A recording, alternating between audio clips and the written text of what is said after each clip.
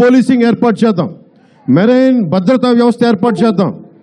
ఇక్కడ చీకటిగా ఉన్న ఎటు చూసినా కంప్లీట్ ఫ్లడ్ లైట్లతోటి ఇక్కడున్న ఎప్పుడో గాంధీ గారు చెప్తారు అర్ధరాత్రి పూట ఆడబిడ్డ బయటకు వస్తే అది నిజమైన స్వాతంత్రం అని. నేను అక్కడి దాకా ఆలోచించినట్లా కనీసం 6 గంటలకి 7 గంటలకు కూడా మనకి ఇక్కడికి వెళ్ళాలంటే భయంగా ఉంది. ఆ పరిస్థితి రాకుండా ప్రతి మత్స్యకార మహిళకి భద్రత కల్పించే బాధ్యత జనసేన తీసుకుంటుంది. మనకి 2,83,000 మెట్రిక్ టన్నుల మత్స్య సంపద ఉత్పత్తి అవుతూ ఉంటుంది. 2,64,000 కోట్ల మత్స్య సంపద మన రాష్ట్రం నుంచి ఎగుమతి చేస్తూ ఉన్నాం. దీని నుంచి ఆదాయం దాదాపు 16,000 కోట్ల రూపాయలు మన ఖజానాకి వెళ్తూ ఉంది. అంటే మీ మత్స్యకార సోదరులందరూ, మత్స్యకార కులాలన్నీ, సంయుక్త కులాలన్నీ మీరు ఇంత కాంట్రిబ్యూట్ చేస్తున్నారు రాష్ట్ర ఖజానాకి. మీకేం చేస్తూ ఉంది రాష్ట్ర ప్రభుత్వం? మీకేం చేస్తూ ఉన్నారు?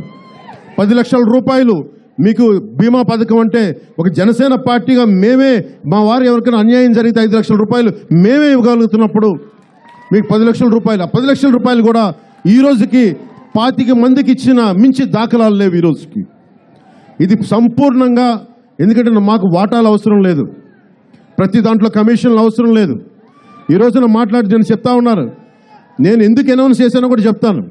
వదిలేస్తే 50,000 రూపాయలు మీకు ఎంత సరిపోతుందో నాకు తెలుసు, మీకు సరిపోతుంది. కానీ ఎక్కడో చోట నేను ప్రయత్నం చేయకపోతే, ఈ ప్రభుత్వాన్ని అంకుశంతో గుచ్చకపోతే వీళ్ళు కదిలి ఈ పారితోషికాలు కూడా మీకు రావు. మీకు వాళ్ళకి ఓట్లు పోతాయన్న భయంతోనే మీకు డబ్బులు ఇస్తారని చెప్పి నేను ఆదరా పరిగెత్తుకుంటూ వచ్చాను. మీకు రావాలి, మీకు ఇంత కష్టపడతారు, మీరు లోతైన తీరానికి వెళ్తారు. ఏదైనా కష్టం నష్టం వస్తే ఎక్కడో పాకిస్తాన్ జైలులో మగ్గిపోవాల్సి వస్తుంది. ప్రతి 30 కిలోమీటర్లకి కేరళలోను గుజరాత్లోను జట్టీలు ఉన్నాయి, మనకి ఎందుకు లేవు ఇక్కడ? ఎందుకు మనకు 974 కిలోమీటర్ల తీర ప్రాంతాన్ని తీసుకొని మనం ఎందుకు ఉపయోగించుకోవట్లా? మన మత్స్యకారులు ఎందుకు వలసలకు పోవాలి పక్క రాష్ట్రాలకి? ఇంత మత్స్య సంపద ఉండి డబ్బు ఇంత ఖజానా రాష్ట్రానికి మీరు జమ చేస్తూ ఇంకా మీరు దేహి అని అడుక్కునే పరిస్థితుల్లో మీరు ఎందుకు ఉండాలి? మీ తరపున పనిచేసే నాయకులు కావాలి, మీకోసం మాట్లాడే మీ కుటుంబ సభ్యుడు ఒకటి కావాలి, మీకోసం అండగా ఉండే వ్యక్తుల సమూహం మీకు కావాలి. అందుకే మేము మొట్టమొదటి పెట్టింది మత్స్యకార విభాగమే పెట్టాం.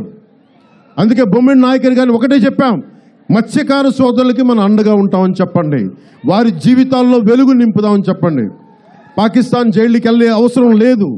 ఎక్కడో ఈ కాలువల వల్ల డీప్ ఫిషింగ్కి వెళ్తే ఎక్కడ మనకు బార్డర్స్ దాటుతామో తెలియదు, ఇంటర్నేషనల్ బార్డర్స్ ఎక్కడ